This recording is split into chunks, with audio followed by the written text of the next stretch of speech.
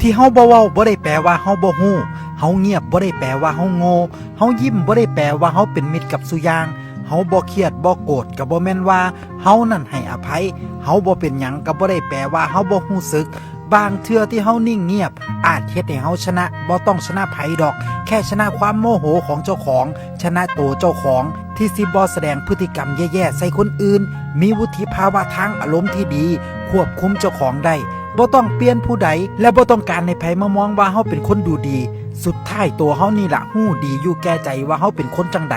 บางเทื่อเฮาอาจนิ่งเพื่อสิท่าเบิ่งคนที่อยู่ตรงหน้าเฮาพวกเขาสิมีจิตสำนึกหลายปานใดอย่าตัดสินวิถีชีวิตของคนอื่นเพียงเพราะว่าเขาบ่ได้ใช้ชีวิตแบบเดียวกันกับเฮาความสุขความพอใจของแต่ละคนมันบ่ได้คือกันความฝันความหวังของแต่ละคนก็แตกต่างกันไป